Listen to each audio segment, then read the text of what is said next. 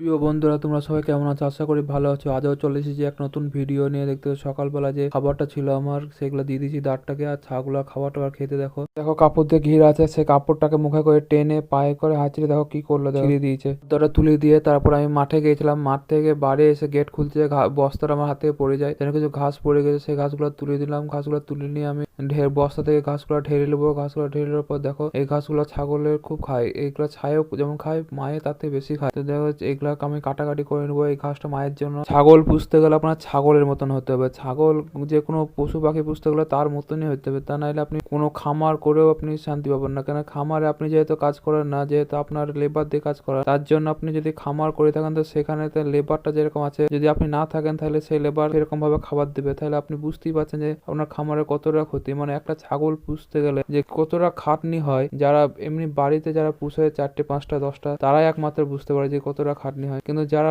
খামার করে সেই মালিকরা বুঝতে পারেন যে খামারে কিরকম পরিমাণে খাটনি আছে। খামারের ভিতরে দেখছেন মুরগিগুলো সব ডিম দেওয়ার জন্য এদিক ওদিক ছোটাছুটি করছে। এই মুরগিরা ঘরের ভিতরে ঢুকেছে। ঘরের ভিতরে আমার কিছু ডিম দেওয়ার জায়গা করা আছে, সেখানে ডিম দেয়। এবার এখানে একটা ডিম পাওয়া গেল। এবার আমি যাবো, আমার মিট কেটসের উপর থাকে, আমার ডিমটা রেখে দিলাম। ডিম রাখার জায়গা করা আছে ওখানে। এবার আমি যাবো মেন খামারের ভিতর যাবো। মেন খামারের ভিতরে যে তোমরা দেখতে পাবো, আমি তখন দেখেছো মুরগিগুলো ডিম দেওয়ার জন্য এদিকে ছোটাছুটি করছিল। এবার আমি ডিমটা নিবো, ডিম তোলার জন্য ঢুকেছি। দেখো এক বালতিতে একটা ডিম ছিল, আর এই বালতিতে 2টো ডিম আছে। সেই ডিমগুলো আমি তুলে নেবো, আর খাঁচার ভিতরে একটা কুড়ুপ মুরগি আছে, সেটাকে আমি ছেড়ে দেবো। একে খাঁচার ভিতরে ভরে রাখার কারণ হচ্ছে এই বালতিতে বসে থাকবে, অন্য মুরগিকে ডিম দিতে দেবে না, ওর জন্য খাঁচার মধ্যে কিছুক্ষণ বন্ধ করে রাখি। ডিমগুলো তুলে নিয়ে চলে এলাম। এখন আগে একটা ডিম ছিল, আর এখানে 3টে ডিম দিয়ে দেখো 4টে ডিম। আজকে মুরগিতে 4টে ডিম দিয়েছে, সেগুলো দেখো খানিকক্ষণের মধ্যে বিক্রি হয়ে যাবে। এত ডিমের চাহিদা, এত গ্রাহক ঘুরে যে ডিম দিতে পারা যায় না।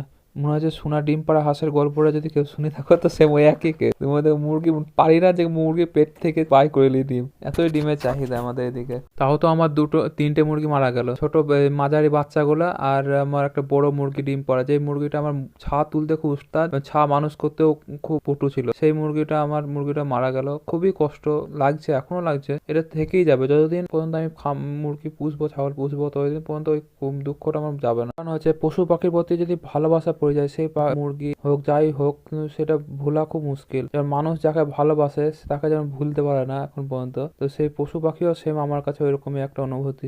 যারা এই যে ছাগলটা দেখেছো, ছাগলের মাও ছিল, তারও আমার মোবাইলে ছবি তোলা। কারণ ছাগল মুরগি আমার একটা সত্যি খুব ভালো লাগে, ওই জন্য আমি এদের সাথে টাইমটা বেশি কাটাই। আমি আলতো ফালতো জায়গায় বসি না। এটা আমি সবাই যত আমার ভিডিও দেখবো তাদেরকে আমি বলবো তোমরা কোনো জায়গাতে আলতো ফালতো জায়গায় বসবো না। তোমরা দেখছো আমার ছাগলটাকে জ্যাকেট পরে দিয়েছি, আমার রানী, এর নাম হচ্ছে রানী। মানে ও আমার প্রচন্ড প্রচন্ড লাকি ছাগল, তাই এখন নামই দিয়েছি রানী। কেন হচ্ছে এই ছাগলটাই একটা থেকে অনেক দিয়েছে।